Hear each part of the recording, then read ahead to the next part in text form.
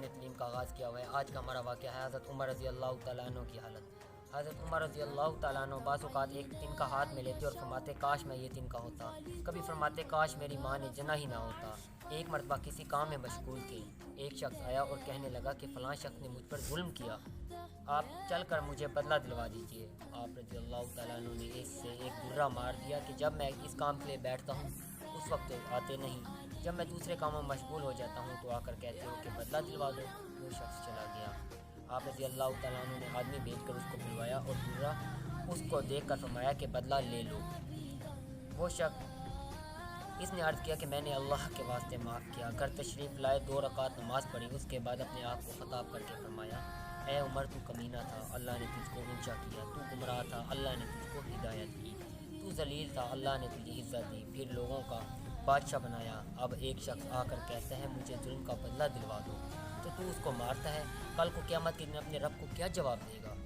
بڑی دیر تک اسی طرح آپ اپنے آپ کو ملامت کرتے رہے۔ آپ رضی اللہ تعالیٰ عنہ کے غلام حضرت اسلم رضی اللہ تعالیٰ عنہ کہتے ہیں کہ میں ایک مرتبہ حضرت عمر رضی اللہ تعالیٰ عنہ کے ساتھ پورا کی طرف جا رہا تھا، ایک جگہ آگ جلتی ہوئی جنگل میں نظر آئی۔ حضرت عمر رضی اللہ تعالیٰ عنہ نے فرمایا کہ شاید کوئی قافلہ ہے جو رات ہو جانے کی وجہ سے شہر میں نہیں گیا، باہر ہی ٹھہر گیا، جس کے ساتھ چند بچے ہیں، چلو اس کی خبر لے لیں، رات کو حفاظت کا انتظام کریں۔ وہاں پہنچا تو دیکھا کہ ایک عورت ہے جس کے ساتھ چند بچے ہیں جو رو رہے ہیں اور چلا رہے ہیں، اور ایک دیچکی چولہے پر رکھی ہے جس میں پانی بھرا ہوا ہے، اس کے نیچے آگ جل رہی ہے۔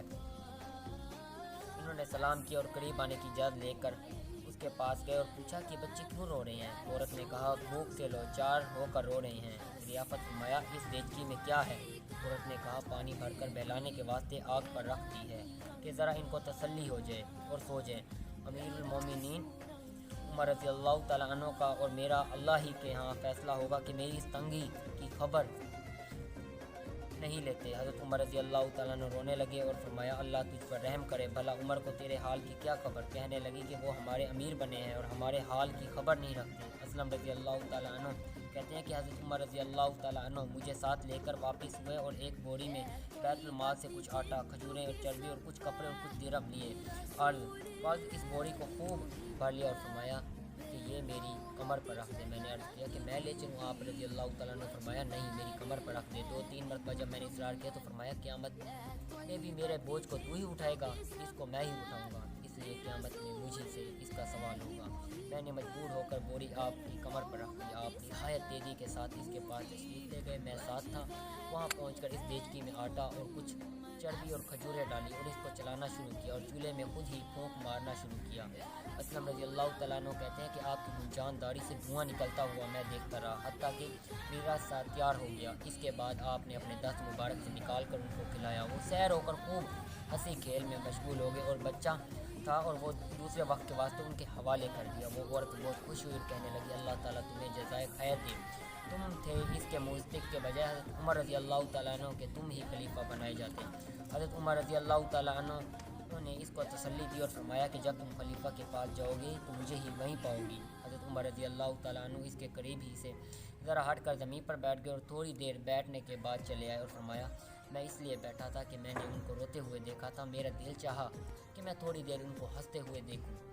صبح کی نماز میں اکثر سورۃ قاف، طٰہٰ وغیرہ پڑھی صورتیں پڑھتے اور روتے کئی صفوں تک آواز جاتی۔ ایک مرتبہ صبح کی نماز میں سورۃ یوسف پڑھ رہے تھے، پر پہنچنے پر روتے روتے آواز نہ نکلی۔ تہجد کی نماز میں بعض مرتبہ روتے روتے گر جاتے اور بیمار ہو جاتے۔